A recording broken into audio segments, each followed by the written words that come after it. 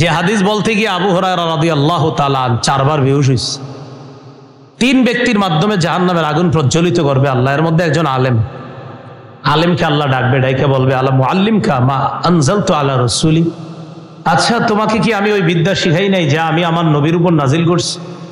আলেম বলবে হ্যাঁ। তুমি কি আমল করছো? ফামা জামিলতা ফিমা উল্লিমতা। আলেম জবাব দিবে আকুমু বিহি আনা আল-লাইল ওয়া আনা আন-নাহার, আমি দিনে রাতে এলেম অনুযায়ী আমল করছি। দিনের বেলা নামাজ পড়ছি, মাদ্রাসায় পড়াইছি, রাতের বেলা ইবাদত বন্দিগিও করছি, আবার ওয়াজ মাহফিল করছি, মানুষকে হেদায়েতের বাণী শোনাইছি, জুমার ময়দানে জুমার বয়ানে মিম্বরে বৈশা মানুষকে হেদায়েতের কথা বলছি। আল্লাহ আল্লাহ বলবে ঠিক আছে, আমি তো সবই জানি তুমি করছো, কেন করছো? তো বলবে আল্লাহ আপনাকে খুশি করার জন্য। আল্লাহ বলবে না, মিথ্যা কথা, কাযাবতা, তুমি মিথ্যা বলছো। লিউকাল ফুলানুন কারিউন, তুমি এই কারণে এগুলা করছো তোমারে যেন মানুষ বড় আলেম বলে, বড় মুফতি মুহাদ্দিস শাইখুল হাদিস আল্লামা মুফাসসির বলে। দেখেন আমরা বর্তমানে আমার পরিচিতির জন্য কত কিছু করি, ঠিক না? দেখবেন আপনি মানুষ কত কিছু করে পরিচিতির জন্য, প্রয়োজনে কাপড় খুলে ফেলে পরিচিতির জন্য, মানে আমার চিনতে হবে জনগণ, এই জন্য আমার যা করার আমি করব, কিন্তু আমার চিনতেই হবে, আমারে কি করতে হবে? চিনতে হবে। এই যে আমার নিয়ত, এটা মানুষ আমারে চিনক, তা আল্লাহ বলবে তোমার যে নিয়ত ছিল এটা তো অর্জন হয়ে গেছে, তোমারে সবাই চিনছে, বাংলাদেশ না পুরা দুনিয়ার মানুষ তোমারে চিনছে, আর তোমার টার্গেট এটাই ছিল, যাও সোজা জাহান্নামে যাও, যাও সোজা। হাদিস আসছে সহিবা বিহি আলা ওয়াজহিহি ফিন্নার, মাথাটা নিচে পা উপরে দিয়ে কপালটা হেসরাইতে হেসরাইতে জাহান্নামে ধাক্কা নিক্ষেপ করা। তাহলে ছাত্র ভাইয়ারা, আমি এলেম শিখতেছি এখানে কাউকে দেখানোর জন্য না। হ্যাঁ, মানুষ আমারে চিনে ফেললে সেটা মানুষের ব্যাপার, কিন্তু আমি চিনবো রবকে। রব যদি মানুষের কাছে আমারে পরিচিত করে সেটা রব জানে, কিন্তু আমার কোনো এই টার্গেট থাকবে না মানুষ আমাকে জানুক, মানুষ চিনুক। আমার টার্গেট থাকবে আমার রব যেন আমার প্রতি খুশি হয়, বাস। তাহলে কয় কথা মাথায় রাখা? 4 কথা। 1 নাম্বার শুদ্ধ নিয়ত, 2 নাম্বার ইখলাসের সাথে আমল, 3 নাম্বার আল্লাহর কাছ থেকে পাওয়া, 4 নাম্বার মানুষকে না দেখানোর জন্য নিয়ত আবার 4 প্রকার। 1 নাম্বার আল্লাহরে খুশি করার নিয়ত, 2 নাম্বার এলেম অনুযায়ী আমল করার নিয়ত, 3 নাম্বার আমার যদি আল্লাহ তৌফিক দান করে আমি দুনিয়াব্যাপী প্রচার করব, 4 লেখার শক্তি দিলে লেখার মাধ্যমে দুনিয়াব্যাপী আমার কথাগুলো আমি প্রচার করব ইনশাআল্লাহ। ছাত্র ভাই যারা আছে এখানে, আমরা এখন যে কথাগুলো বলবো একদম পুরা মাথাটা ঠান্ডা করে মুখস্থ করার মতো করে ফেলবেন। এলেম অর্জনের শর্ত 7টা শর্ত বলি, প্রথমে সংক্ষেপে বলি, মনে রাখবেন। 1 নাম্বার শর্ত আগ্রহ, 2 নাম্বার শর্ত বিনয়, 3 নাম্বার শর্ত ধৈর্য, 4 নাম্বার শর্ত এলেম চর্চা, 5 নাম্বার শর্ত যথেষ্ট শিখে ফেলেছি এই ধোকায় না পড়া, আমি যথেষ্ট শিখে ফেলেছি এই ধোকায় না পড়া। 6 নাম্বার শর্ত উস্তাদদের কাছ থেকে এলেম নেওয়া, 7 নাম্বার একাগ্রতা। এই 7টা আমি আবার বলছি। 1 নাম্বার আগ্রহ, 2 নাম্বার বিনয়, 3 নাম্বার ধৈর্য, 4 নাম্বার চর্চা, 5 নাম্বার যথেষ্ট শিখে ফেলেছি এই ধোকায় না পড়া। তাহলে কিন্তু শিখা যাবে না, কারণ আপনি তো শিখেই ফেলছেন যথেষ্ট, এজন্য আপনার দরকার নেই। কিন্তু আপনি যখন ধোকায় পড়বেন তো বিপদ আছে। 5 নাম্বার উস্তাদের কাছ থেকে এলেম শিখতে হবে, 6 নাম্বার। আর 7 নাম্বার একাগ্রতা। 1 নাম্বার আগ্রহ। মুসা আলাইহিস সালাতু ওয়াস সালামের আগ্রহ ফুইটা ওঠে পবিত্র কোরআনের মধ্যে।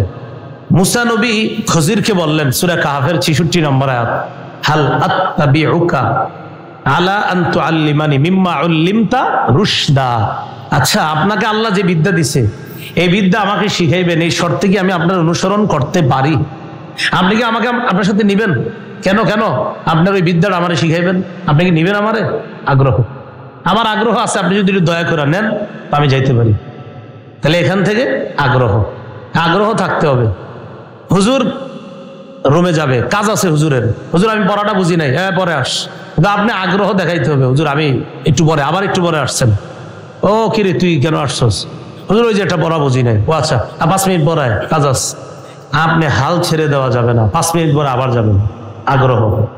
তখন উস্তাদ দেখবে না ওর প্রচন্ড আগ্রহ আছে, তখন উস্তাদ দেখবেন আজকে আপনারে দুই একবার বলছে পরে আস, পরের দিন আপনারে ডাইকে বলবে এই পড়াটা বুঝো, কিভাবে বলবে?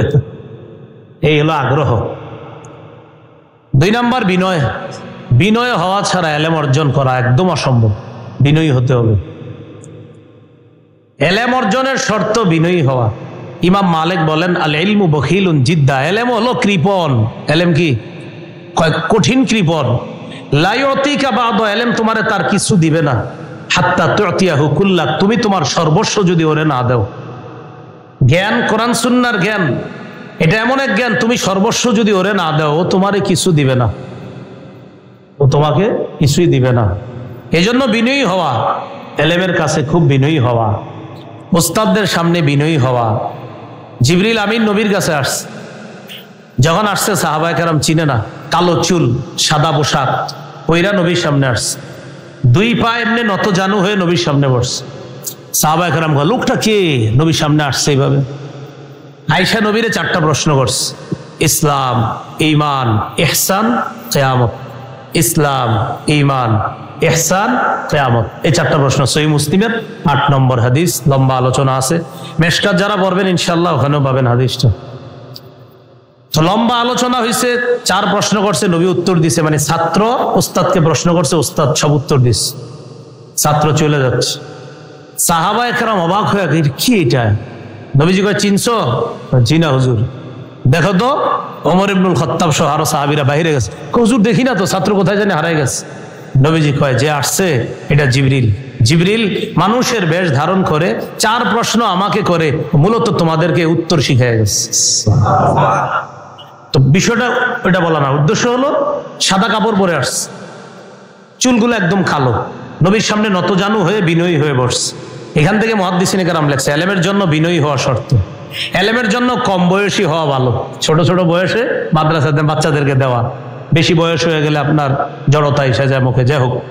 তো ওখানে জিবরিল আমিন যুবকের বেশ কেন ধরছে বুঝাইছে, এলেম অর্জন যুবক বয়স থেকে করো, এগুলা শিখেছে। কালো চুল পাকা হওয়ার আগে কালো চুল থাকতে এলেম অর্জন করো, এগুলা বুঝাইছে। তো যাই হোক, বিনয়ী হওয়া।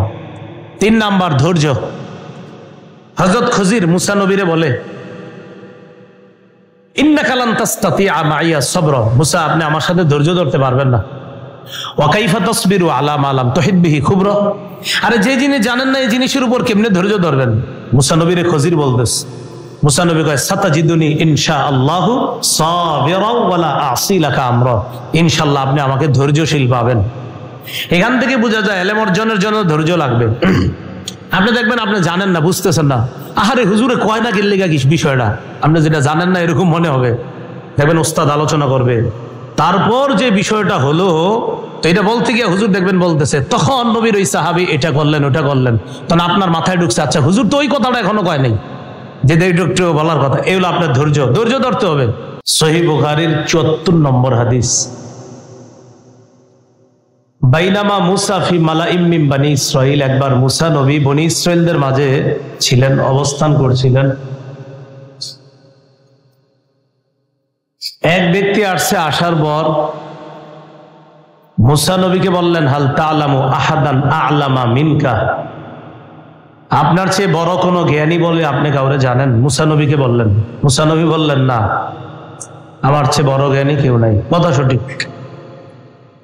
যেই যুগে যেই নবীর আল্লাহ দুনিয়াতে পাঠায় ওই নবী সবচেয়ে বড় আলেম থাকে, তো উনি ওই হিসাবে বলছে না, কিন্তু উনি যে ডাইরেক্ট বলছে না, এটা আল্লাহ পছন্দ করেন না, মানে এইভাবে বলাটা আল্লাহর কাছে পছন্দ হয় না। ফাওহাল্লাহু ইলা মুসা বালা আব্দুনা খজির, মুসা নবীর প্রতি আল্লাহ ওহী প্রেরণ করে বললেন, ও মুসা আমার একজন বান্দা আছে খজির বা খিজির, এই খজির আপনার চেয়ে বেশি জানে, তিনি এমন বিদ্যা জানে যেটা আপনি জানেন না। মুসা নবী আল্লাহকে বললেন, আল্লাহ এই খজির কি তো আমার দরকার, তার কাছে কিভাবে যাব? একটা মাছ ধরেন, ওইটা ভাজবেন, ভাইজা ওইটা নিয়ে রওনা করবেন, যাইতে যাইতে যেখানে যাবেন যাওয়ার পর 2 সমুদ্রের মাঝখানে গেলে একটা জায়গা থাকবে, ওই জায়গায় যাওয়ার পরে মাছ লাফ দিবে যেখানে, সেখানেই ওই কাঙ্ক্ষিত মানুষটা পাবেন। বুখারীতে লম্বা হাদিস ও ঘটনাটা আছে। সূরা কাহফের 60 নম্বর আয়াতে আছে, ওয়াইদ ক্বালা মূসা লিফাতা লা আবরাহু হাত্তা আবলুগা মাজমাআল বাহরাইনি আও আমদিয়া হুকুবা। মূসা নবী তার খাদেম ইউশা ইবনে নুনকে বললেন, এই ইউশা পরে নবী হইছে, ইউশা ইবনে নুনকে বললেন, তৈরি হও, সফরে বের হব। আমি চলতে থাকবো চলতে থাকবো চলতে থাকবো, যতক্ষণ না দুই সমুদ্রের মিলনস্থল না পাবো ততক্ষণ চলতে থাকবো। প্রয়োজনে যুগের পর যুগ কাটিয়ে দিব, এরপরে আমার চলা শেষ হবে না, খজিরকে আমার পেতেই হবে। এটা হলো আগ্রহ। বলেন এটা কি? এটা সফর, এলেমের জন্য উনি সফর করতেছে। সফর কি? সফর নিয়ত করছে কি? যুগের পর যুগ কাটায় দিব আমি, একজন নবী। তাহলে সফর করা এলেমের জন্য, বিভিন্ন জায়গা থেকে যে আমরা আসছি, এই সফর করে আসাটা এটা নবীদের একটা সুন্নত আমরা আদায় করছি। কাদের সুন্নত? নবীদের। বিভিন্ন জায়গায় আপনারা যারা ওয়াজ মাহফিল শুনতে যান, নিয়ত করে ফেলবেন, একজন নবী যুগের পর যুগ কাটাই দিতে চায় বিদ্যা অর্জনের জন্য। আমি 1-2 কিলো দূরে যাব মাহফিল শোনার জন্য, হ্যাঁ, ওয়াজ শোনার জন্য। নিয়ত করা যে একজন নবী সফর করতে পারে, চাও যুগের পর যুগ কাটায় দেওয়ার নিয়ত করে এলেম অর্জনের জন্য। আমি কোরআন সুন্নাহর 2টা কথার জন্য একটু দূরে যাব, এটা আমি যাব না কেন? যেতে হবে আমার। এই ইবনে মাজার 223 নম্বর হাদিসে আছে, কাসির ইবনে কায়েস দামেস্কের মসজিদে বসা, নবীর সাহাবী আবু দারদা রাদিয়াল্লাহু তাআলা আনহুর পাশে বসা। এক ব্যক্তি মদিনা থেকে আসছে, তো যিনি মদিনা থেকে আসছে তিনি আয়েশা নবীর সাহাবী আবু দারদাকে বলে, আতাইতুকা মিনাল মাদিনা, ও আবু দারদা আমি আপনার কাছে আসছি মদিনা থেকে। মদিনাতি রাসূলুল্লাহ সাল্লাল্লাহু আলাইহি সাল্লাম, আল্লাহ রাসূলের যে মদিনা, ওই মদিনা থেকে আসছে। কয় কেন? কয় লিহাদিসিন বালাগানি আন্নাকা তুহাদ্দিসুহু, শুধুমাত্র একটা হাদিস জানার জন্য আমার কাছে এই সংবাদ আসছে যে আমি একটা হাদিস জানি, এই হাদিসটা নাকি আপনি নবীর কাছ থেকে বর্ণনা করেন। হাদিসটা আমিও জানি, কিন্তু আমি শুধু যাচাই করার জন্য আসছি। আমি শুনছি আপনি নাকি এই হাদিসটা বর্ণনা করেছেন, এটা কতটুকু সত্য কথা এটা জানার জন্য আসছি। গুগল করে দেখবেন, মদিনা থেকে দামেস্কের দূরত্ব প্রায় 1267 কিলোমিটার। কত? কয়টা হাদিস জানার জন্য? হাদিস জানে, শুধু যাচাইয়ের জন্য যে এটা আপনি বর্ণনা করছেন একটু জানতেন। সাহাবী অবাক হয়ে বলে, তুমি এই কারণে আসছো? কাহা কামা যা আবিকা তিজারা, কোনো ব্যবসার কারণে আসো নাই? কয় না।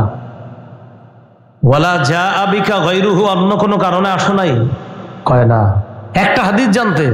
হ্যাঁ, শুধু একটা হাদিস যাচাই করতে, এটা নাকি আপনি নবীর থেকে বর্ণনা করেছেন, বাস এতটুকু জানার জন্য আমি সুদূর মদিনা থেকে দামেস্কে আপনার কাছে আসছি। আমরা পুরা বাংলাদেশের এক পাশ থেকে আরেক পাশে এত দূর হবে না, হ্যাঁ? আমরা তো কত কাছ থেকে আসছি, তাও আমরা কত কাছ থেকে এসে অনেক কিছু জানি, আর তিনি শুধুমাত্র একটা বিষয় জানতে আসছে। তাহলে কি শিখলাম? এলেমের জন্য এক জায়গা থেকে আরেক জায়গায় যাওয়া, এটা সাহাবীদের সুন্নাহ, নবীদের সুন্নাহ। সহিহ বুখারীর 105 নম্বর হাদিস, ওই হাদিসের মধ্যে এলেম সম্পর্কে লম্বা আলোচনা। 71 নম্বর হাদিসে এলেম সম্পর্কে লম্বা আলোচনা। এই হাদিসে আসছে, মাইয়ুরিদিল্লাহু বিহি খায়রা ইউফাক্কিহু ফিদ্দিন, আল্লাহ যার কল্যাণ চায় তাকে আল্লাহ দ্বীনের জ্ঞান দান করেন, দ্বীনের বুঝ দান করেন, যার আল্লাহ কল্যাণ চায়। ছাত্র ভাইয়েরা এখানে যারা আছি বা আপনারা যারা সবাই আছেন, সর্বসাধারণ ছাত্ররা এলেম অর্জনের আগে 4টা কথা মাথায় রাখা। সাধারণ যারা আছি আমরা, আমাদেরও মনে রাখতে হবে, সারা জীবন যত ইবাদত করবো, ইবাদতের আগে 4টা কথা মাথায় রাখা।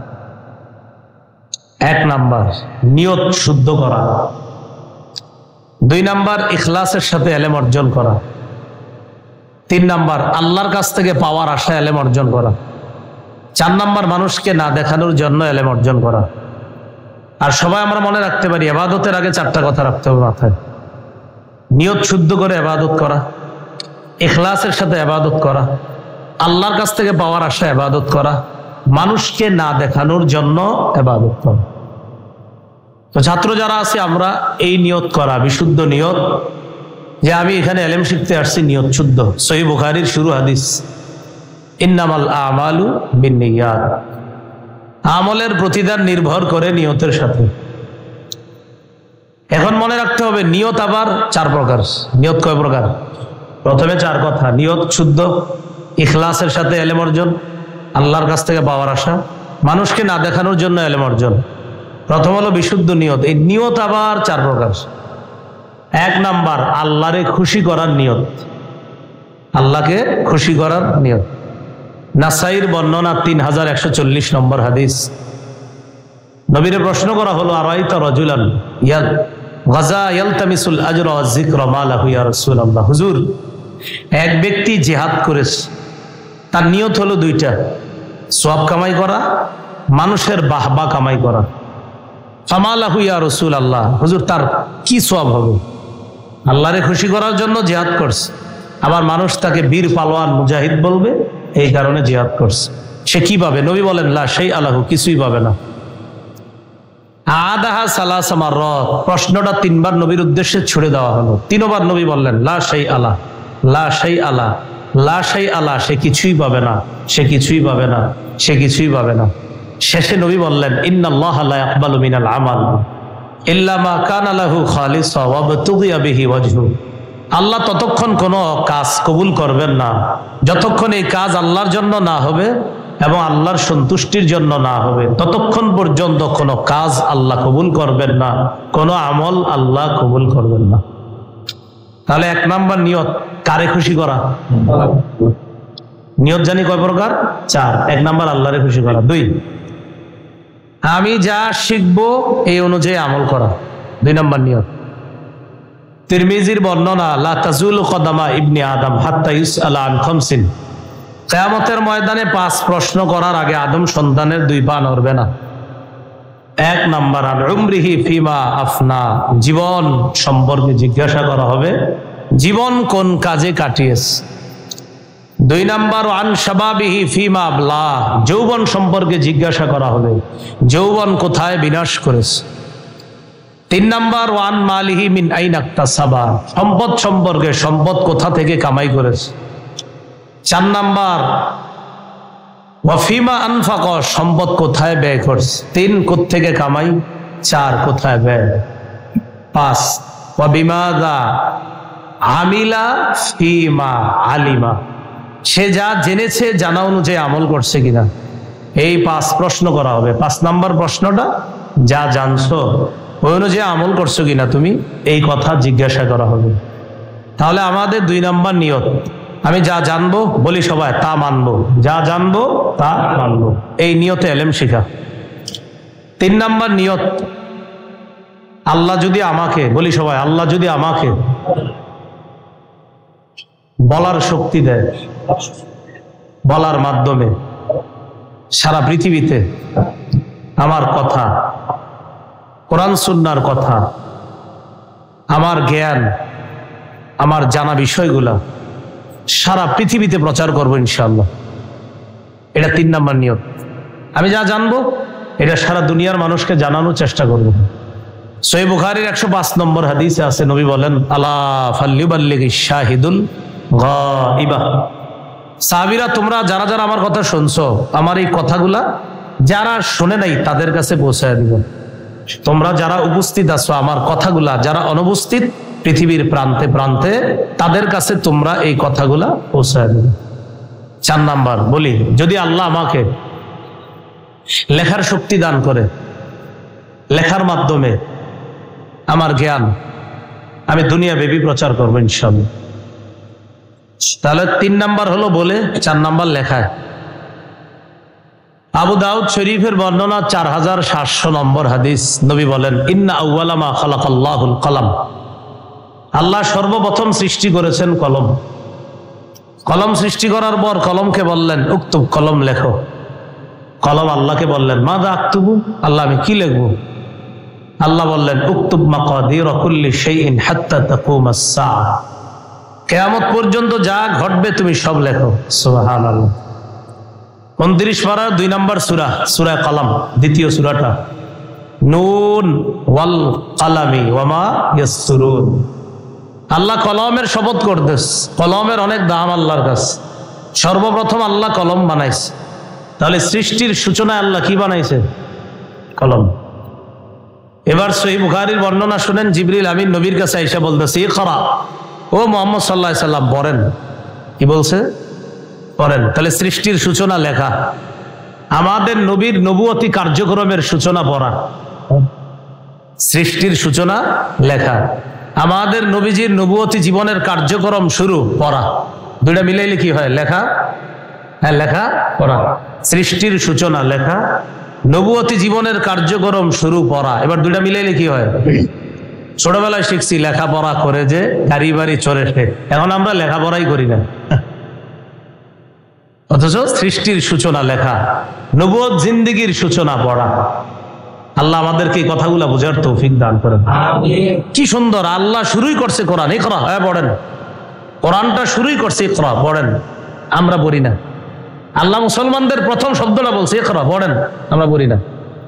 কত কঠিন কথা বা চিন্তার বিষয়, গবেষণার বিষয় যে ইরে আল্লাহ বলছে ইকরা, পড়েন। আমি তো গত 10 বছর বললাম না কথার কথা, আল্লাহ বলছে পড়েন। একটু চিন্তা করেন যে এটা কত দামি কথা, যে আল্লাহ সূচনাই করলেন নবীর সাথে জিবরিল আমিনের মাধ্যমে, কথাটা শুরুই হয়েছে ইকরা, পড়েন, ইকরা, পড়েন। আমরা করি না। আল্লাহ আমাদেরকে লেখাপড়া বেশি করার তৌফিক দান করে। তাহলে লেখার যোগ্যতা দিলে লেখার মাধ্যমে প্রচার করব। মৌলিকভাবে কটা কথা জানি মাথায় রাখবো? 4টা। 1 নাম্বার নিয়ত। নিয়ত আবার কয় প্রকার? 4 প্রকার। এবার দ্বিতীয় কথা ইখলাস। ইবনে মাজাহ 3056 নম্বর হাদিস। 3 ক্ষেত্রে মুমিনের অন্তর প্রতারণা করতে পারে না, নবী বলেন। কয় ক্ষেত্রে? 1 নাম্বার ইখলাসুল আমালি লিল্লাহ। মুমিন যত আমল করবে আল্লাহর জন্য ইখলাসের সাথে করবে, এই ক্ষেত্রে মুমিনের অন্তর প্রতারণা করবে না। মুমিন একটা খেজুর খাওয়াবে কাউরে, ইখলাস থাকতে হবে। এই যে উনি আমার সাথে বসছে আসরের পরে, সেখানে ওনারা আমি বসার পরে আমি বললাম, নেন খেজুর দিয়ে আপনাকে স্বাগতম, জিজ্ঞাসা করেন। এই যে আমি ওনারে খেজুর দিলাম, এখানে আমি মুসলমান হিসেবে আমার নিয়ত থাকতে হবে আল্লাহর জন্য। কার জন্য? আপনি একজনের 1 কাপ চা পান করাইলেন, হুজুর মহব্বত করি তাই চা পান করে। হ্যাঁ ঠিক আছে, মহব্বত ঠিক আছে, তো মহব্বতটা কেন করেন? আল্লাহর জন্য। মুসলমানের ছোট বড় প্রতিটা কাজ আল্লাহর জন্য। তো ইখলাসের সাথে প্রতিটা আমল মুসলমান করবে, এই ক্ষেত্রে মুসলমানের অন্তর প্রতারণা করতে পারে না। 2 নাম্বার ওয়াল উলাতু ওয়ান নসিহাতু লিউলাতিল মুসলিমিন। মুসলমান শাসক যারা হবে দুনিয়ায়, তাদেরকে উপদেশ দেওয়ার ক্ষেত্রে মুসলমান প্রতারণা করবে না তার অন্তর। মুসলমান শাসকদের কোনো ভুল হলে অন্যরা এটা বলে দিবে। সারা পৃথিবীর মুসলিমরা কোনো ভুল করলে ওলামায়ে কেরাম সারা পৃথিবীর প্রান্ত থেকে তাদেরকে বলে দিবে এটা ঠিক হচ্ছে না, এটা অন্যায় হচ্ছে।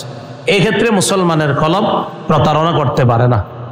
3 নাম্বার লুজুমু জামাআতিহিম। হক যে জামাতটা থাকবে পৃথিবীতে, এই দলের সাথে লেগে থাকতে হবে।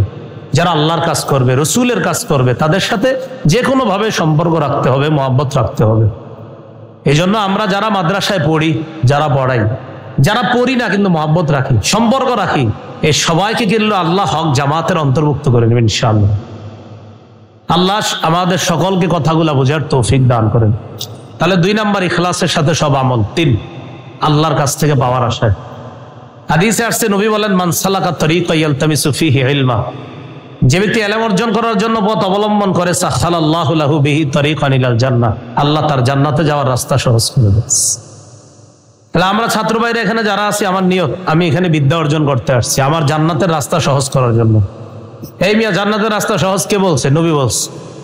নবী কি বলছে? নবী বলছে আমি বিদ্যা অর্জন করলে, ইলম শিখলে, কোরআন সুন্নাহ শিখলে আল্লাহ আমার রাস্তা সহজ করবে, নবী বলছে। তো এই জন্য আসছো। হ্যাঁ, আল্লাহর কাছ থেকে পাবো তাই আসছে। 4 মানুষকে দেখাবো না, এই নিয়তে ইলম অর্জন করা। এটা আমরা ইবাদতের ক্ষেত্রেও মানুষকে না দেখানোর জন্য ইবাদত করা। আল্লাহু আকবার, নামাজে দাঁড়াইলাম আমার রবকে খুশি করার জন্য। মানুষ দেখতেছে তো আপনারে, দেখলে দেখুক, না দেখলে নাই, আমি মানুষকে দেখাবো না। ভাই, মানুষ আপনার প্রশংসা করতেছে, আমি জানি না। মানুষ আপনার প্রশংসা করে না, আমি জানি না। আপনি নামাজ পড়েন কেন? আল্লাহর জন্য। অনেকে তো আপনার নামাজের প্রশংসা করে, আমি জানি না মানুষ আমার প্রশংসা করে কিনা, আমি জানি না। এক সাহাবী নবীরে বলছে, হুজুর আমি তো ইবাদত আল্লাহর জন্যই করি, কিন্তু মানুষ যদি প্রশংসা করে। নবী বলে, তুমি যদি আল্লাহর জন্য ইবাদত করো, আর মানুষ যদি তোমার প্রশংসা করে এতে তোমার দোষ হবে না, এটা তোমার নগদ সুসংবাদ।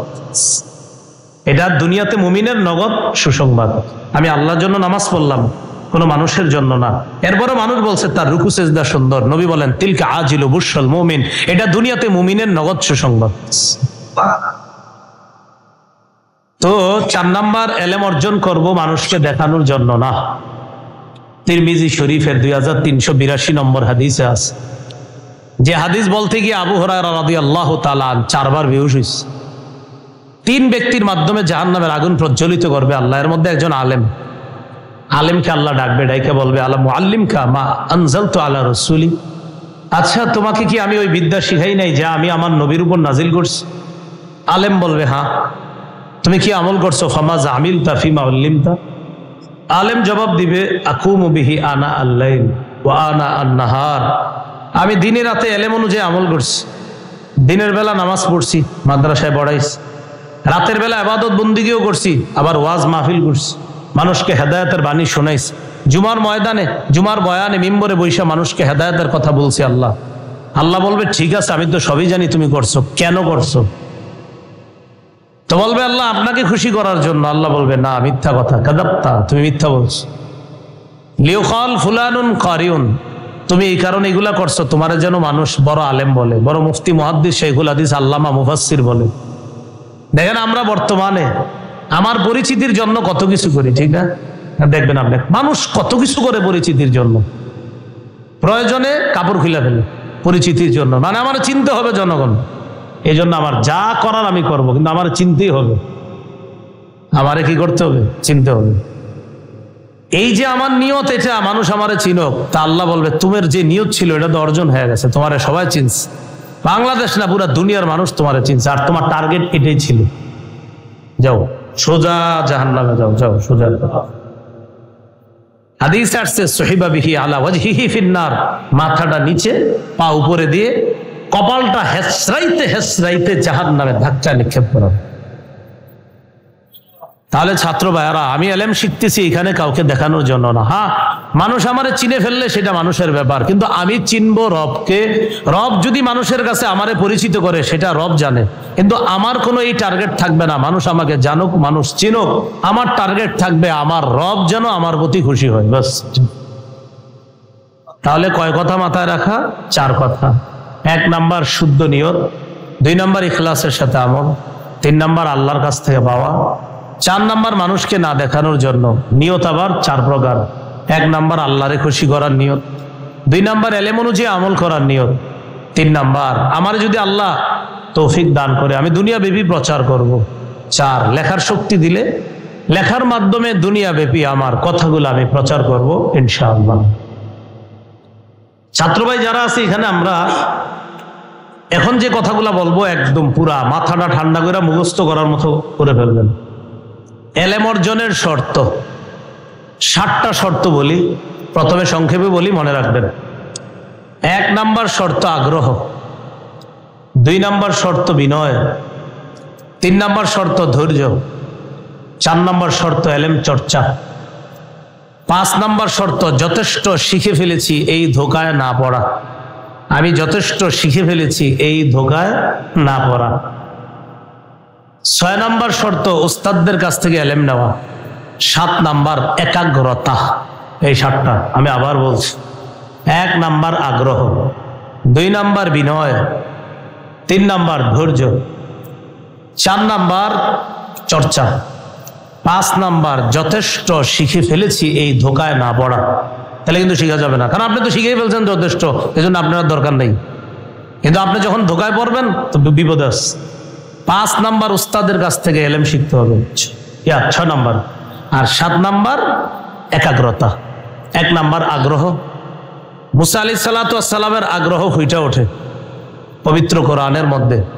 মুসা নবী খজিরকে বললেন, সূরা কাহফের 66 নম্বর আয়াত, হাল আত্তাবিউকা আলা আন তুআল্লিমানি মিম্মা উল্লিমতা রুশদা। আচ্ছা, আপনাকে আল্লাহ যে বিদ্যা দিছে এই বিদ্যা আমাকে শিখাইবেন, এই শর্তে কি আমি আপনার অনুসরণ করতে পারি? আপনি কি আমাকে আপনার সাথে নিবেন? কেন কেন আপনার ওই বিদ্যাটা আমারে শিখাইবেন, আপনি কি নিবেন আমারে? আগ্রহ, আমার আগ্রহ আছে, আপনি যদি দয়া করে নেন তো আমি যাইতে পারি।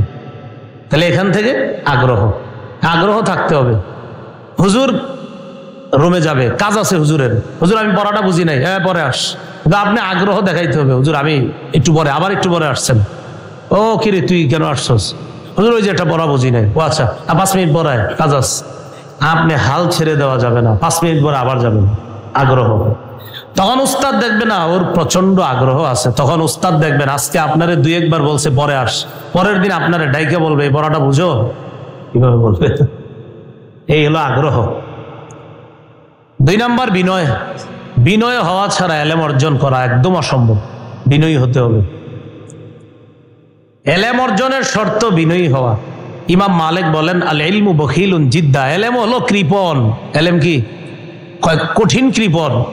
লা ইউতিকা বা'দ, এলেম তোমারে তার কিছু দিবে না, হাত্তা তু'তিয়াহু কুল্লাক, তুমি তোমার সর্বস্ব যদি ওরে না দাও। জ্ঞান কোরআন সুন্নাহর জ্ঞান, এটা এমন এক জ্ঞান তুমি সর্বস্ব যদি ওরে না দাও ও তোমারে কিছু দিবে না, ও তোমাকে কিছুই দিবে না। এজন্য বিনয়ী হওয়া, এলেমের কাছে খুব বিনয়ী হওয়া, উস্তাদদের সামনে বিনয়ী হওয়া। জিবরিল আমিন নবীর কাছে আসছে, যখন আসছে সাহাবায়ে কেরাম চিনে না, কালো চুল, সাদা পোশাক পইরা নবীর সামনে আসছে, 2 পা এমনি নত জানু হয়ে নবীর সামনে বসছে। সাহাবায়ে কেরাম বলে লোকটা কে নবীর সামনে আসছে এইভাবে? আয়েশা নবীরে 4টা প্রশ্ন করছে, ইসলাম, ঈমান, ইহসান, কিয়ামত। ইসলাম, ঈমান, ইহসান, কিয়ামত, এই 4টা প্রশ্ন। সহিহ মুসলিমের 8 নম্বর হাদিস, লম্বা আলোচনা আছে। মেশকাত যারা পড়বেন ইনশাআল্লাহ ওখানেও পাবেন হাদিসটা। তো লম্বা আলোচনা হয়েছে, 4 প্রশ্ন করছে, নবী উত্তর দিছে, মানে ছাত্র উস্তাদকে প্রশ্ন করছে, উস্তাদ সব উত্তর দিছে, ছাত্র চলে যাচ্ছে। সাহাবায়ে কেরাম অবাক হয়ে কি এটা? নবীজি কয় চিনছো? জি না হুজুর। দেখো তো ওমর ইবনুল খাত্তাব সহ আরো সাহাবীরা বাইরে গেছে। হুজুর দেখি না তো, ছাত্র কোথায় জানি হারাই গেছে। নবীজি কয় যে আসছে এটা জিবরিল। জিবরিল মানুষের বেশ ধারণ করে 4 প্রশ্ন আমাকে করে, মূলত তোমাদেরকে উত্তর শিখায় গেছে। তো বিষয়টা ওইটা বলা না, উদ্দেশ্য হলো সাদা কাপড় পরে আসছে, চুলগুলো একদম কালো, নবীর সামনে নতজানু হয়ে বিনয়ী হয়ে বসছে। এখান থেকে মুহাদ্দিসিনে কেরাম লেখছে এলেমের জন্য বিনয়ী হওয়া শর্ত। এলেমের জন্য কম বয়সী হওয়া ভালো, ছোট ছোট বয়সে মাদ্রাসাতে বাচ্চাদেরকে দেওয়া, বেশি বয়স হয়ে গেলে আপনার জড়তা এসে যায় মুখে। যাই হোক, তো ওখানে জিবরিল আমিন যুবকের বেশ কেন ধরছে বুঝাইছে, এলেম অর্জন যুবক বয়স থেকে করো, এগুলা শিখাইছে। কালো চুল পাকা হওয়ার আগে কালো চুল থাকতে এলেম অর্জন করো, এগুলা বুঝাইছে। তো যাই হোক, বিনয়ী হওয়া। 3 নাম্বার ধৈর্য। হযরত খজির মুসা নবীরে বলে ইন্নাকা লান তাসতাতিআ মাইয়া সবরা, মুসা আপনি আমার সাথে ধৈর্য ধরতে পারবেন না। ওয়া কাইফা তাসবিরু আলা মা লাম তুহিত বিহি খুবরা, আরে যে জিনিস জানেন না এই জিনিসের উপর কেমনে ধৈর্য ধরবেন? মুসা নবীরে খজির বলতেছে। মুসা নবী কয় সাতাজিদুনি ইনশাআল্লাহু সাবিরা ওয়া লা আসি লাকা আমরা, ইনশাআল্লাহ আপনি আমাকে ধৈর্যশীল পাবেন। এখান থেকে বোঝা যায় ইলম অর্জনের জন্য ধৈর্য লাগবে। আপনি দেখবেন আপনি জানেন না, বুঝতেছেন না, আহারে হুজুরে কয় না কিনলে কি বিষয়টা, আপনি যেটা জানেন না এরকম মনে হবে। দেখবেন উস্তাদ আলোচনা করবে, তারপর যে বিষয়টা হলো, তো এটা বলতে গিয়ে হুজুর দেখবেন বলতেছে, তখন নবীর ওই সাহাবী এটা করলেন ওটা করলেন, তখন আপনার মাথায় ঢুকছে আচ্ছা হুজুর তো ওই কথাটা এখনো কয় নাই, যে একটু বলার কথা। এগুলো আপনার ধৈর্য ধরতে হবে। শেষে বলবেন হুজুর আপনার একটা কথা বলার ছিল, এটা ও আচ্ছা ওটা বলি নাই, না ঠিক আছে কালকে বলবো। আপনি কিন্তু আরে আজকে বললে সমস্যাটা কি ছিল, না আপনি ধৈর্য ধরতে হবে। আপনি ধৈর্য ধরতে হবে, কারণ আপনি বিদ্যা অর্জন করতে আসছেন, ধৈর্য ধরতে হবে। হুজুর আজকে সময় নেই বলে নাই, কালকে বলবেন ইনশাআল্লাহ, ধৈর্য। এ হলো 3 নাম্বার, ধৈর্য ধরা। খজির সামনে গেছে, নৌকায় উঠছে, নৌকা ছিদ্র করে ফেলছে। মুসা নবী এটা কোনো কাম করলেন আপনি? আমি না বলছি ধৈর্য ধরতে পারবেন না? আরে নৌকা ছিদ্র করছেন, হ্যাঁ এই তো এই বিদ্যা আমার আছে আপনার নাই। এখন আমার কাছ থেকে এটা জানতে হইলে আপনার ধৈর্য ধরতে হবে, যে নৌকা কেন ছিদ্র করলাম। তো মুসা নবীর তো পেরেশান, কেন ছিদ্র করলো, ধৈর্য। ওনারে বলে না, কয় সামনে চলেন, ধৈর্য না ধরলে আমার সাথে যেতে পারবেন না। কয় ঠিক আছে, আর সমস্যা হবে না, ধৈর্য ধরবো। একটু সামনে গেছে, পিচ্ছি একটা ধৈর্য মেরে ফেলছে। মুসা নবী এটা কোনো কাম করলেন আপনি? ধৈর্য ধরতে হবে। তো এই হলো আপনার ধৈর্য লাগবে এলেমের জন্য। এটা হলো 6 নম্বর শর্ত। 3 নম্বর। 4 নম্বর শর্ত এলেম অর্জনের জন্য চর্চা, এলেম চর্চা। চর্চার ক্ষেত্রে কোরআনের সূরা জারিয়াতের 56 নম্বর আয়াতটা মনে রাখবেন, ওয়াজাক্কির ফাইন্না যিকরা তানফাউল মুমিন। দেখেন এখানে আপনারা সাধারণ যারা আছেন সবাই এমন ওয়াজ 10 বার শুনছেন, এই মাহফিলও শুনছেন, আরেক মাহফিলে শুনছেন, আরেক মাহফিলে। আল্লাহ বলছে মুমিনদেরকে জানা বিষয়ে বারবার জানাও, জানা বিষয়ে বারবার জানাও, জানা বিষয়ে বারবার জানাও। জানা বিষয়ে বারবার জানাইলে কি লাভ? কয়াতে মুমিনের ফায়দা হয়। দেখবেন এক বয়ান আপনি 9 বার শুনছেন, একই বয়ান 9 বারে আপনার কাজ হয় না, 10 নম্বর বার শুনছেন, কাজ হয়ে গেছে। তো গত 9 বার কেন হইল না? আল্লাহ বলছে আবার বলো, আবার বলো, আবার বলো, আবার বলো। মুমিনের ফায়দা হবেই, কিছু না কিছু ফায়দা হবেই। এক পর্যায়ে চূড়ান্ত ফায়দা হয়ে মুমিন হেদায়েত হয়ে যাবে। ফাযাক্কির ফাইন্না যিকরা তানফাউল মুমিনিন। ইলম চর্চা করা, তো যে বিষয়টা আমরা জানবো এটা চর্চা করা, আপোষের মধ্যে চর্চা করা, জানি চর্চা করা। অনেক সময় দেখা যায় অনেক ছাত্র থাকে মেধাবী, তো তাদেরকে যদি বলা হয় এটা কোন সিগা, তারা দ্রুত বলে ফেলতে পারে। আরেক বেচারার মেধা একটু মধ্যম মানের, দেখবেন ওদের মেজাজ খারাপ হয়, বরং যারা ভালো মেধাবী ওদের একটু মেজাজ খারাপ হয়। আরে ওই পারে না, এটা এটা হইতে পারে, কিন্তু যে পারতেছে না কেন, ওর কারণে হুজুর পড়া সামনে দিতেছে না, এটা হইতে পারে। কিন্তু ওই যে বললাম আপনার 4 নাম্বার চর্চা, ওই যে আপনি যেটা জানেন এটা আপনার কম মেধাবী যে ছাত্র ভাইটা আছে ওর সাথে একটু চর্চা করেন, আরো কম মেধাবী যে ভাইটা আছে ওর সাথে একটু চর্চা করেন, ওরে জানান। দেখবেন যারা জানেন না, মানে যারা যে বিষয়টা খুব ভালো জানেন, এটা একজনকে বারবার বলতে আপনার বিরক্তি লাগবে। তোর বেটা বুঝুস না, এটা ওয়াহিদ মুজাক্কার গায়েব, এটা ওয়াহিদ মুজাক্কার বুঝুস না। তো এইভাবে আপনার মনে হবে। হ্যাঁ, অনেক সময় যেমন কাতিলুন, কথার কথা, কাতিলুন কোন সিগা? তো কাতিলুন কতালা ইয়াকতুলু থেকে কাতিলুন ওয়াহিদ মুজাক্কার ইসমে ফাইলের সিগা। আবার কাতিলুন আমরের সিগা হয়, কাতিলুন কাতালা ইউকাতিলু মুকাতালা থেকে কাতিলুন, শেষে নুনে মুখাফফাফ যুক্ত করলে আমরের সিগা হয়। এখন আপনি যদি বলেন কাতিলুন কোন সিগা, তো ও তো বারবার বলবে ওয়াহিদ মুজাক্কার, ওয়াহিদ মুজাক্কার। এই বেটা আর কোনো সিগা হয় না ভাই, আর তো জানিস বুঝুস না, এরকম রাগ হয়ে যেতে পারে। রাগ না হওয়া, একটা ছাত্র ও বুঝে না, ওরে বারবার বুঝানো, বারবার বুঝানো। তো এইভাবে ইলম চর্চা অব্যাহত রাখা, এটা হলো চতুর্থ। পঞ্চম, যথেষ্ট শিখে ফেলেছি, এই ধোকায় না পড়া। ইমাম শাফিঈ রাহমাতুল্লাহি আলাইহি প্রশ্ন করা হলো, মিন আইনা লাকা হাদাল ইলমু কুল্লুহু, হুজুর আপনি এত ইলম শিখছেন কেমনে একটু বলেন তো? জবাব দিলেন, 3 কারণে আল্লাহ আমার এই বিদ্যা দান করছে। কয় কারণ? 1 নাম্বার বিনাফিল ইতিমাদ, আমি আমার ইলমের উপর কখনো ভরসা করি নাই, মানে আমি যথেষ্ট শিখে ফেলেছি এই ভরসা করি নাই, আমার আরো লাগবে, আরো লাগবে, আমার জ্ঞান হয় না, না আরো লাগবে, আরো লাগবে। শিখছেন না? জি আলহামদুলিল্লাহ শিখছি। আরো লাগবে? হ্যাঁ আরো লাগবে। শিখছেন? জি আলহামদুলিল্লাহ। হয় নাই? না আরো লাগবে। মরণ পর্যন্ত কোরআন সুন্নাহর আগ্রহ থাকতে হবে, মরণ পর্যন্ত আমার কোরআন সুন্নাহর জ্ঞান। কারণ কোরআন সুন্নাহর জ্ঞান পৃথিবীর মানুষ যদি সারা জীবন চর্চা করে এই জ্ঞান কখনো ফুরাবে না, এটা শুধু বাড়তেই থাকবে। তো বলতেছে 1 নাম্বার বিনাফিল ইতিমাদ, আমি ইলমের উপর ভরসা করি নাই যে আমার হয়ে গেছে, যথেষ্ট হয়ে গেছে, না আমার আরো লাগবে। 2 ওয়াসাইরি ফিল বিলাদ, আমি দুনিয়াতে প্রচুর সফর করছি, আল্লাহ সফরের কারণে আমাকে ইলম দিয়েছে। 3 ওয়াসবরিন কাসবরিল হিমার, ছাত্র ভাইরা দেখেন কি কয়, গাধার মতো ধৈর্য ধরছে। কিসের মতো? গাধা যেমন ধৈর্য ধরছে এমন ধৈর্য ধরছে। এই হলো 5 নাম্বার, যথেষ্ট শিখে ফেলেছি ধোকায় না পড়া। 6 উস্তাদের কাছ থেকে ইলম নেওয়া, এটা জরুরি বিষয়। রাসূলুল্লাহ সাল্লাল্লাহু আলাইহি সাল্লাম বলেছেন, খুজুল ইলমা ক্বাবলা আইয়াযহাবা, ইলম চলে যাওয়ার আগে ইলম গ্রহণ করো। সাহাবীরা বললেন, কাইফা ইয়াযহাবুল ইলমু ওয়া ফিনা কিতাবুল্লাহ, হুজুর আমাদের কাছে আল্লাহর কোরআন আছে, ইলম কিভাবে চলে যাবে? নবীজি বললেন, এই তো কথা বুঝো নাই। আওয়ালাম তাকুনিত তাওরাত ওয়াল ইনজিল ফি বনি ইসরাঈল ফালাম ইউগনি আনহুম শাইআ, বনি ইসরাঈলের কাছে তাওরাত ছিল, ইনজিল ছিল, কই ইলম তো তাদের কোনো কাজে আসে নাই, তাওরাত ইনজিলও তাদের কাজে আসলো না, তারা পথভ্রষ্ট হয়ে গেল। শোনো, ইলম উঠে যাওয়ার আগে ইলম গ্রহণ করার অর্থ হলো ইন্না যাহাবাল ইলমি আইয়াযহাবা হামালাতুহু, ইলম উঠে যাওয়ার অর্থ হলো ইলমের ধারক বাহকগণ চলে যাবে, ইলমের অধিকারী উস্তাদরা চলে যাবে, তারা চলে যাওয়া, ইলম চলে যাওয়া। তারা দুনিয়াতে থাকতে ইলম গ্রহণ করো। হাফিজ জি হুজুর চলে গেছে, আল্লাহর কসম ইলমের একটা সমুদ্র চলে গেছে। শাইখুল হাদিস রহমতুল্লাহ চলে গেছে, আল্লাহর কসম ইলমের মহা সমুদ্র চলে গেছে। মুফতি আমিনী, মুফতি আব্দুর রহমান, আল্লামা জুনায়েদ বাবুনগরী, শেখুল ইসলাম আহমদ শফি রহমতুল্লাহ আলাই, এই বড় বড় ব্যক্তিত্বরা চলে যাওয়া মানে ইলমের এক এক মহা সমুদ্র চলে যাওয়া। আমি আপনি নিজের যত জ্ঞানী আর পণ্ডিত মনে করি, তো নবী বলছেন ইলমের বাহকগণ চলে যাওয়া, ইলম চলে যাওয়া। আমার আপনার কি মনে হয় জানেন? আরে আমি কি কম পারি নাকি? আসলেই কম পারি। কারণ নবী বলছে আলেমরা চলে যাওয়া, ইলম চলে যাওয়া। কিন্তু আমি আপনি এমন এক যুগে আছি যখন মনে করতেছি আমি তো আখতান তলোয়ার খিসনা, আমিও পারি। কথার কথা, হ্যাঁ, যে দরবা ইদ্রিবু দরবান ফাহুয়া দরিবুন, দরিবা ইদ্রিবু দরবান ফাহুয়া মাদরুবুন, আমিও পারি। এটা হুজুররাও পারতেন, কিন্তু হুজুররা যে আরো কিছু পারতেন এটা আমরা জানা নাই, আপনার জানা নাই। ওস্তাদ চলে যাবে, এলেম চলে যাবে, ওস্তাদ চলে যাবে, এলেম।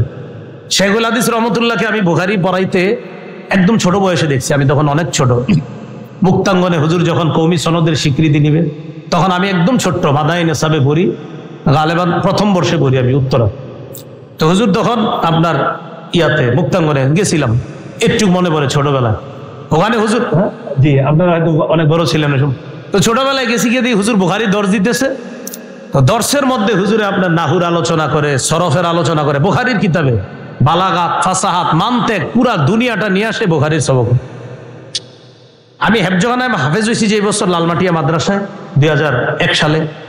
শেখুল হাদিস আল্লামা আজিজুর হক রহমতুল্লাহ আলাই আর আপনার মুফতি আমিনুল ইসলাম রহমতুল্লাহ আলাই, মুফতি আমিনুল ইসলাম রহমতুল্লাহ আলাই, হ্যাঁ আমিনুল ইসলাম, আর খতিব ওবায়দুল হক রহমতুল্লাহ, আলহামদুলিল্লাহ এই 3 হাস্তির থেকে আমি পাগড়ি নিচ্ছি হেফজখানায়। হ্যাঁ একদম 3 জন ছিল, আমার পুরা মনে আছে। খতিব ওবায়দুল হক সাহেব রহমতুল্লাহ আলাই ছিলেন, মুফতি মাওলানা আমিনুল ইসলাম সাহেব রহমতুল্লাহ রেডিওতে আপনার বাইতুল লালবাগ শাহী মসজিদের খতিব সাহেব, যিনি রেডিওতে যিনি অনুষ্ঠান করতেন রমজানে সাহারির সময়। হ্যাঁ হ্যাঁ, তো এই হুজুর ছিলেন, আর ছিলেন আমাদের শেখুল হাদিস রহমতুল্লাহ আলাইহি। এই 3 জনের কাছ থেকে পাগড়ি নিচ্ছি। লালবাগ শাহী মসজিদ, বিবির মসজিদে অনুষ্ঠান হয়েছিল, মনে আছে। হুজুর ওই দিন বুখারী অনুষ্ঠানে যে বুখারীর দর দিস, তা আমি তো ছোট মানুষ, অত কিছু বুঝি না, একটু বুঝছি। উনি ওনার সবকের মধ্যে দেখেন কোরআন থেকে উনি আলোচনা, মানে হাদিস পড়ার পর এখানে কোরআনের আয়াত আনলেন, আরো অনেকগুলা হাদিস আনলেন, সরফের কথা বলছে, একটু মনে আছে। মিজান কিতাব থেকে হুজুর আলোচনা করছে, কিন্তু আমি তো বুঝি না মিজান কি, তখন আপনার আরবি ব্যাকরণ শাস্ত্র নিয়ে আলোচনা করছে, মানতেক, ফাসাহাত, বালাগাত যা আছে সব নিয়ে আলোচনা করছে। কিন্তু তখন বড় হয়ে যখন পড়াশোনা করছে তখন বুঝে আসছে, হুজুর তো এইগুলো আলোচনা করছে।